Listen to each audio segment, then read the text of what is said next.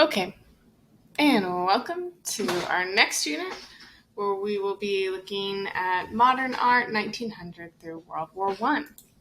So modernism really defines the period from 1900 to 1945, where we will see so many styles come about. We're at the turn of the century, World War One, the Great Depression, World War Two.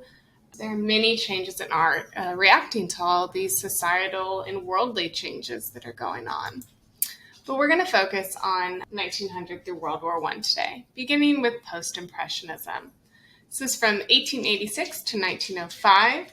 The Impressionists, by this point, have pretty much disbanded. Artists have either moved on, except for Monet, or quit art altogether, like Degas.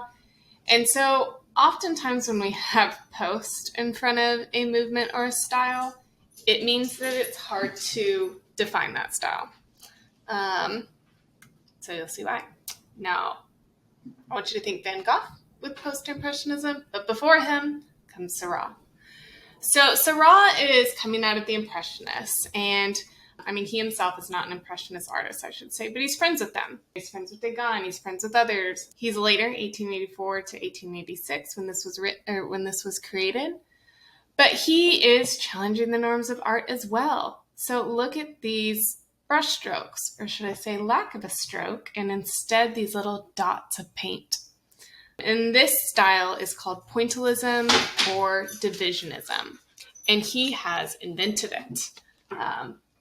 He created it, and it's based on these new scientific ideas that are coming around, these new discoveries, in which in science, they're really looking at optics and color and how different colors can be pieced together to create new ones. Now, I don't mean like the blending of paints. What I mean is think of a monitor or a projector and how the only lights on those projectors are three colors. You have your primary red, blue, and yellow. Yet they're able to portray and depict all of these different colors, the whole plethora of them. And so he's looking at this of how our eye perceives color. And he's considering how our eye perceives these shapes and forms with the mix of different colors next to one another. And so his art consists of all these tiny, tiny little dots of colors that come together. Notice how he even has the border where he's used these tiny little dots. To us, this may look pixelated, but this was well before anything related to pixelated. And so these forms, if you were to really come up close to them in real life, so I've been told, I haven't seen this one, it's at the Art Institute in Chicago, but if you get really up close to them, it just is a bunch of dots. And it's only when you stand back where these dots come together to create these different shades, to create shadow and highlighting and full painting. And so this is pointillism and divisionism. And so we're challenging the norms of art still with our post-impressionism. Here are some of his other artworks. You can see his earlier, where he's influenced by the ideas and avant-garde of the Impressionists. Here's a zoomed in view. All right, so Van Gogh. You have watched a little video of one of the assigned resources on impasto. And so here we have this super thick application of paint. Van Gogh's paintings are really defined by this. Now, we have heard of Van Gogh. He's familiar to pretty much anyone watching this video in one way or another. But during his lifetime, he only sold one painting.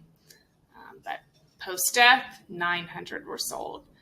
So he died almost penniless. He did not make it as an artist during his lifetime. Like many of our Impressionists and these artists who are challenging the norms and who initially are really painting outside the framework of what is popular in art. And so they aren't selling well until after death, whenever people begin to realize that these avant-garde movements help us to redefine this new culture that we're living in, etc.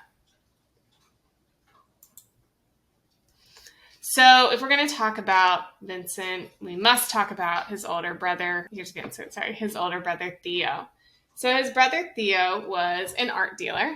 He had a gallery, and he essentially financially supported Vincent through most of his life. Vincent van Gogh was self-taught. He did visit with other artists, so he had some tips and pointers there, but primarily he was self-taught. His brother really tried to help him with his career.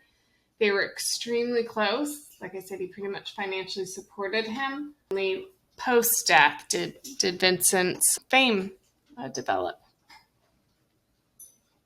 So here are his paintings. So when you think post-impressionism, I want you to think color. Okay? Think of impressionism, we focused on light and color. Because there aren't, consider the Seurat versus the Van Gogh and how they're not necessarily that similar, but they are similar with their emphasis on color.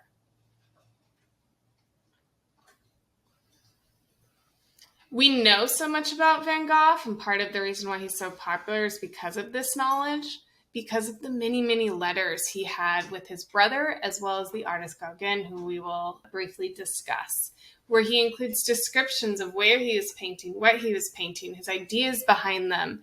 We see sketches of artworks that he then brings to life. So we know so much about him because of these letters. We know so much about his artworks because of these letters.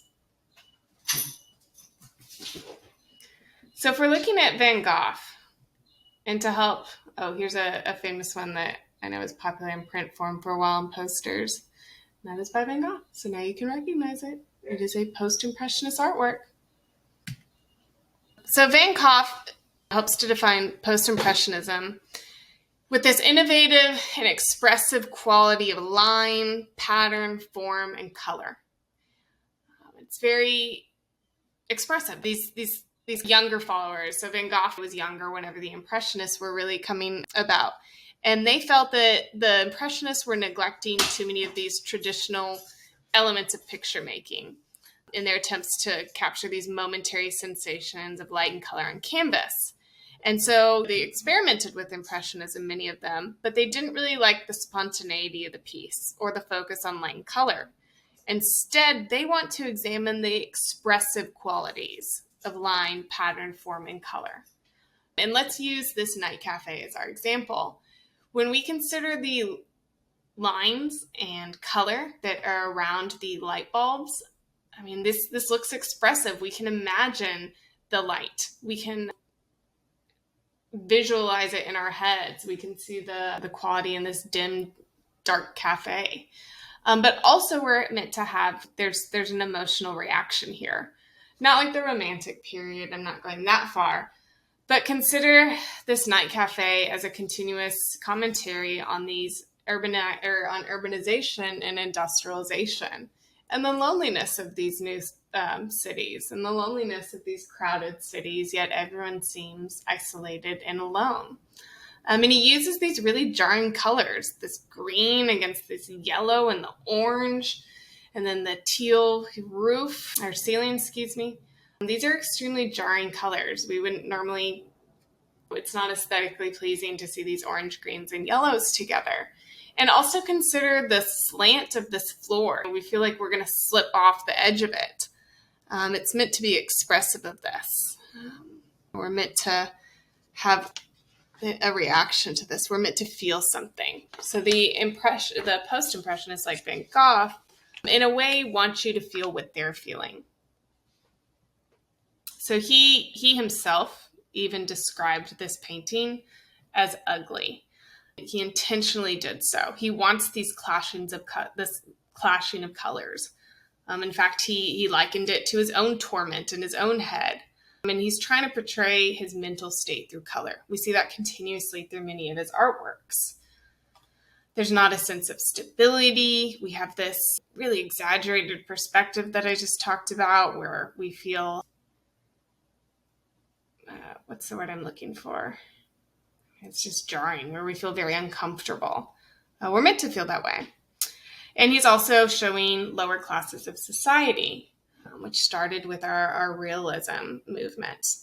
Van Gogh really liked these types of places. He frequented out at night very often. He mostly came out at night. And so he's painting what he's seeing and what he's experiencing. In fact, so there's this long-standing rumor that, Van Gogh was this crazy artist, and he committed suicide, and he was institutionalized. There's no doubt about his mental health issues that he had and his bouts of depression, etc., because we know that from the letters. But actually, the evidence points to there's a lot of evidence that he was actually killed by some like street hoodlums at nighttime, where they shot him in the gut, and he passed away from that. So we know that he was frequenting out at night when it's supposed to be dangerous, where it's supposed to be really uncomfortable, where all of your senses are heightened during this nighttime dangerous stroll that he would be going on, etc., and hanging out in these night cafes late into the evening. I mean, you can see these other gentlemen who are slumped over, so I guess maybe early morning. And so he really wants us to feel that mental state of that ugly torment that he himself is experiencing. It's highly expressionistic. He's using this color to express his emotions, essentially. It's like a self-portrait. So here is probably one of his most famous works, The Starry Night. And so here we have this expressive use of color. And of course, he uses line. If we were going to do a formal analysis, we would analyze those two. I don't emphasize that yet because Seurat isn't emphasizing line, and I'll play off of that with another unit coming up. But anyway, so this is the view from one of the institutions that he briefly stayed at from his window. I believe he stayed in it a couple times. But anyway, so this is his view, and it's overlooking this French countryside. Not French, sorry, he's from the Netherlands, my bad. Anyway, so he's looking out on this countryside. And we have this starry sky, and we see the movement of the stars. We can imagine them glimmering. We see the rolling hills beyond him, beyond this town. And so the storyline for this one, even when I first learned about it, was that it was really showing his thoughts on suicide, in which he later committed, or shortly after this. But again, I mean, the newest evidence disproves that whole idea. And so I want us to be really wary from here on out is placing many of our own ideas of how we want to experience these artworks or the narratives that we want to place on them, which art historians, and including myself, are guilty of doing. We have these methodologies in which we put a lens in front of us, and that's how we're going to view the artwork, is through that lens. And so the idea of that he committed suicide gave a whole new lens to understanding that painting. And then now that that's been disproven, how do we look at it now? So we still do have some of those elements of that depict his weary and tormented mental state. And one of the biggest indicators is this cedar tree that's emphasized versus the church steeple. There's also, during this time period, this emphasis of a focus on the heavens and considering the afterlife. But anyway, the church steeple, of course, is deciding your afterlife and considering religion, etc., versus this cypress cedar tree is actually often associated with cemeteries and with death. So we do have these elements of death throughout the painting, but we just can't bring our disproven understanding to it. That's one of his extremely famous ones. You have an assigned resource over the really unique movement that he has created in the night sky here. He's really just disgusted with the urban life and industrialization that's occurring. And so he and his friend Gauguin retreat from this industrial life. Van Gogh moves out to the countryside. He spends a long period of time there. But there's also this idea of primitivism. And primitivism, you may remember that I talked about it in a couple of units back, but it's the idea of this idealized life by these primitive people who are living as the noble savage. We still sometimes see this idea placed on Native Americans from America. Oh, they just have this understanding of life and things are simpler. But hopefully one thing that you take away from this course is that human nature is pretty much the same for all of time, for all of humanity across the globe, is that we are very complex beings. And so Gauguin and Van Gogh, as we can see, there's this idea of paradise that they keep running toward. But paradise doesn't exist on Earth. We have to look for it within, essentially. And so Gauguin, he takes this to extreme and he moves to Tahiti. And he wrote about how he wanted to live with these primitive people, as he says. I say that with quotation marks. The idea of the noble savage, I say that with quotation marks as well. And of course, he's very disappointed. But in his art, he depicts these primitive people, but this is not how they are actually living. It's not very accurate.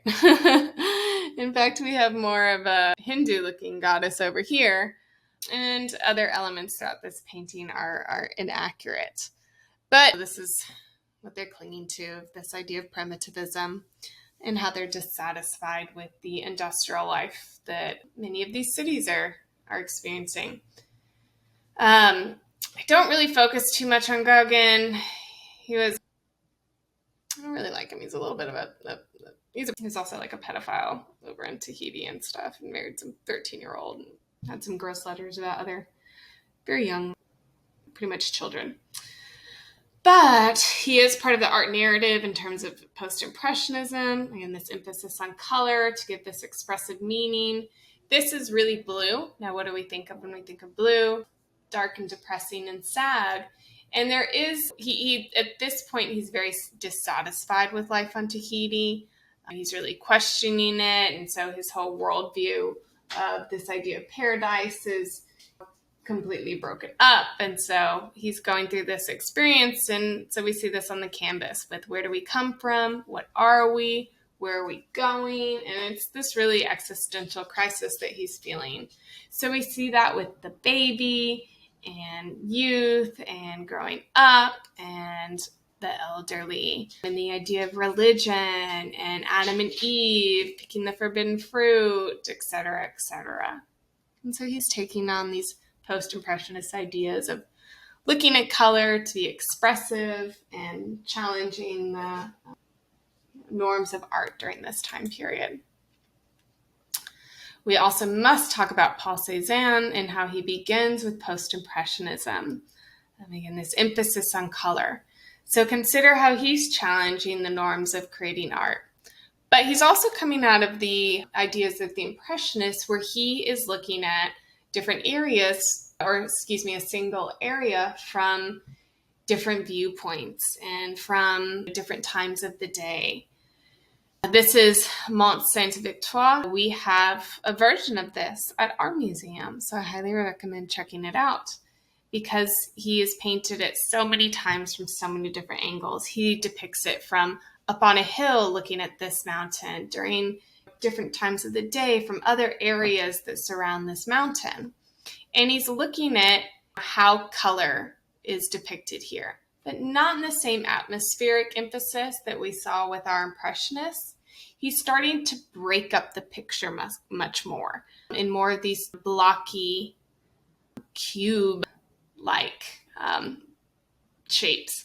And so I say that because the Cubism movement pulls from a lot of Cézanne's ideas of breaking up the picture. But if we're going to talk about Cézanne, we must talk about the Basket of Apples. One of the most extremely important artworks that changes everything. And so here we have our Basket of Apples. We have seen and discussed still lifes numerous times, but this is different. We aren't attempting to create a completely realistic work of art, right? Our Basket of Apples, our bottle, you could argue that particularly the shine on the bottle makes it look realistic, but look at this perspective. Look at the table. Okay, look at the angle of the bread here. Look at the very crisp, hard-looking fabric in front of it that doesn't look naturalistic. He's challenging these notions. He wants to create more solidity compared to our Impressionists. So what I mean by that is, again, if we come particularly to like the fabric, as it looks solid, it looks hard. The bottle looks solid, the apples look solid, the bread, every object here looks solid, but it's also disconcerting, or it's also meant to make us pause and think about it and determine what's wrong. So let's point out some of those factors. The wine bottle is asymmetrical, so that's not naturalistic. It looks very disjointed. And let's look at the table. Here's this edge, should come across here, but nope, goes here, and here's another edge, and then we come over to this edge and over here, and then the angle. It looks like these apples are about to fall off. You want to run up to it and catch the apples that are making their way off. So Cézanne is really interested in perspective. Let's come back to his Mont Sainte-Victoire and how I said that he's depicting this mountain scene, this landscape, from many different areas. So the Impressionists focused at the different time of day at one singular area or object, whereas Cézanne is considering the different time of day and the different perspectives. And here he brings in the different perspectives into one singular painting. So consider how he was painting this part, looking at the table from one angle. And then he changes perspective and moves, his whole body, and is looking at the table from another angle versus another angle. And then he's moving again and painting it, how he sees it from that area and how he sees it here and here and here. And so he's challenging all these previous notions, including the avant-garde challenges of the Impressionists. And instead, he's also bringing in this changing perspective. And he's saying that this is reality. Okay? That when you capture, let's see this as a reaction to photography, that when you take a photograph, that is not reality. That you're looking at that person or that object for that split second, yet that photograph holds it in that position. We are always changing our perspective. If you're even talking to a friend or standing still, your eyes are looking at different areas. Even the slightest movement of your body or the angle of your head changes your perspective when you're looking at something. We can compare that to like selfies today and how you're going to change the angle of your selfie to that perspective will be more appealing one way versus another way, etc. And Cézanne is bringing that into painting. He's saying this is a painting. This is reality. Showing these different perspectives is reality versus the static nature of a photograph. So he's very meticulous with this. He's planning this out. So the Impressionists are just trying to create the impression of the atmosphere at that moment. In that moment, they're painting quickly, plein air. Versus Cézanne is planning that out. He's moving around. He's considering the different perspectives. So he's very meticulous versus the Impressionists with the spontaneity of movement. And he's really calling attention to the fact that this is a painting. That he's not trying to depict reality, anything like a photograph. That instead, these different perspectives is real reality. And he's also challenging the notion of illusionism altogether. Many artists follow him. He really changes the art world. He's saying you don't have to be a slave to perspective and illusionism. That this is a more accurate view of reality. Okay. So let's talk about Auguste Rodin. Still under post-impressionism. He's a sculptor, so we're not in my argument of color isn't applicable. He does a lot of these bronze works. Again, plop it onto somewhat indefinable in lots of variations. But we're going with it. So this is Auguste Rodin.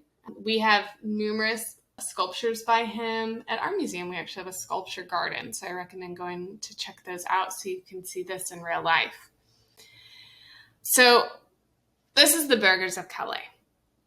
Now, we are coming back to a historical event that's depicted here. And that's because he was patronized by the city council. And so this is the story of Calais. He won this commission, and it was this story of after the 100 Years' War. We don't really need to know too many of the details, but He's taken off the account of this one incident in the city of Calais by the historian Froissart. And he won this commission, but when he presented his model for it, it was rejected because they said that these people who were meant to be heroes were shown as miserable and dejected, not in this heroic stance and heroic postures and positions and expressions that you would expect when depicting historical heroes. They were also really mad that he made it at ground level. Pretty much our base isn't that high off of the ground. And why are there all these different emotions, etc.? He also shows his handprints, and his work was criticized for looking unfinished and not done. Compare that to Michelangelo's slaves. Remember how we said Michelangelo thought that sculpture spoke to him, and he has many unfinished work, so why can't Rodin? Here's some of his famous works. So he's purposefully depicting artwork that is not finished. So he ended up still creating it.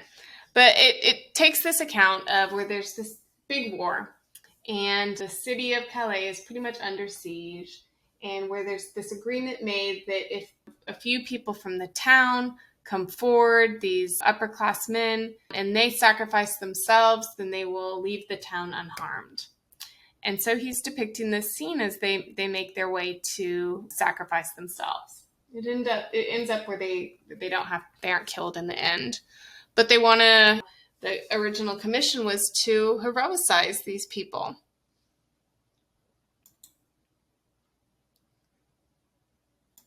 And so he reads these accounts.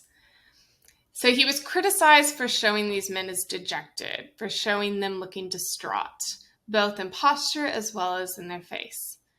But if we consider with this account, gentlemen, it would be a great shame to allow so many people to starve to death, if there were any way of preventing it. And it would be highly pleasing to our Lord if anyone could save them from such a fate. I have such faith and trust in gaining pardon and grace from our Lord if I die in the attempt, that I will put myself forward as the first. I will willingly go out in the shirt, bareheaded and barefoot, with a halter, a noose around my neck, and put myself at the mercy of the King of England. And so here we have the first gentleman who opted to sacrifice himself. Now, even on the text, and when you're thinking of a depiction of a hero, you may think of showing someone looking proud and tall. But here we see the real anguish, the reality of the commitment to your death in order to save others, and facing that reality. We see the handprint of the artist as well. So consider with Cézanne how he wanted you to know this is a painting. You can see it's a painting. He's not trying to create something like a photograph.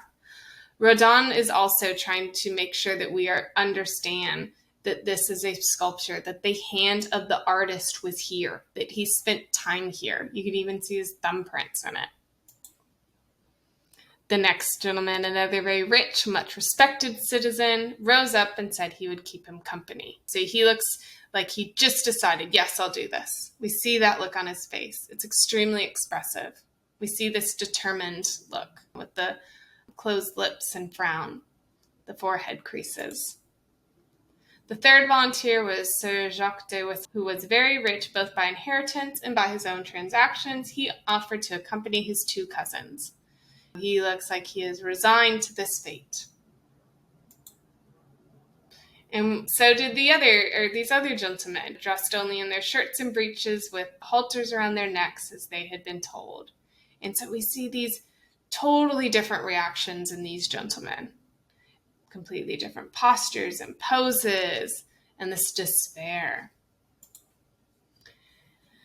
And so it was meant to be shown in front of the Calais Town Hall, again, initially rejected, but then created.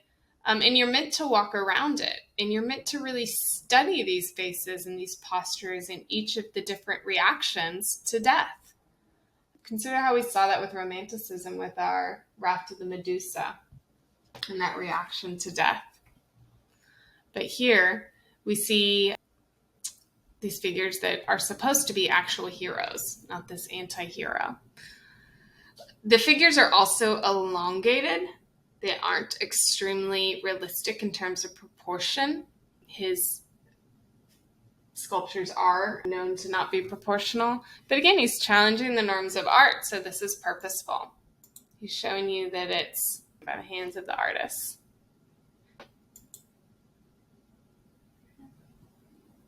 Okay, here's the original. Here's the second.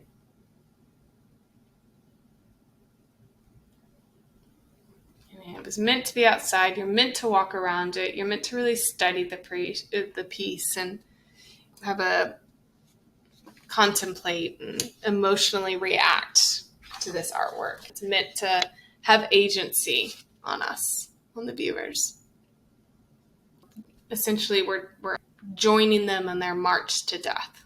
We're mingling with them. It's demonstrating our common humanity, that we too are victims and heroes and fearful of death, but willing to sacrifice for the greater good. So he wanted, instead of seeing these nobles and these people who were willing to sacrifice themselves, instead he wants us to understand that anyone can be a hero.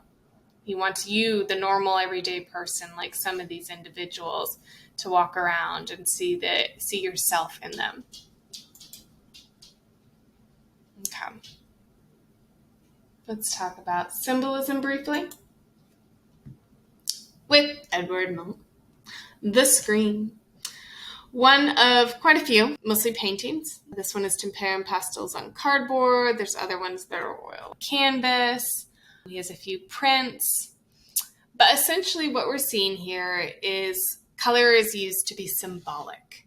That he is also reacting to these new cities, to industrialization, to the loneliness that we are experiencing. These two individuals are walking off, but can they not hear his scream? So he's talked about this, and essentially it's this story of how he was walking around at night, and how he looked out upon the water and he saw this red sky, and how it looked like blood, and how it seemed like nature was just screaming at him, this blood-curdling scream.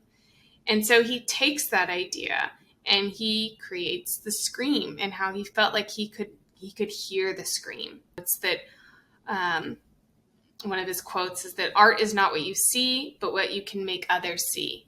And we can see and we can hear the scream in this painting. I'm sure that you can really imagine a scream just by his use of color and line, by this blood red and orange, and versus the garish greens and yellows, and of course the figure centrally placed that our eyes are drawn toward. He has forced us to view this. He talks about how he would walk, he'd always have paintbrushes on him and be painting things and really trying to capture life in the world's emotions.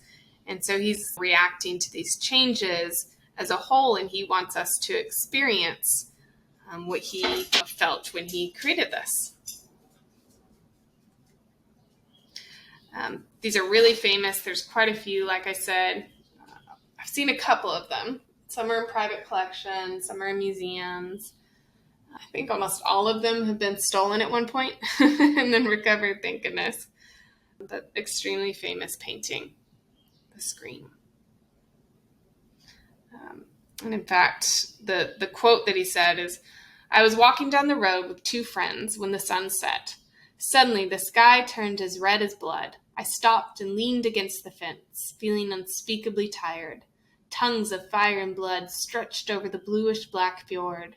My friends went on walking, while I lagged behind, shivering with fear. Then I heard the enormous, infinite scream of nature." Also talks about how he's been quoted as saying, "Nature is not only all that is visible to the eye, it also includes the inner pictures of the soul." So it's this reaction to these changes and that society is so abruptly experiencing.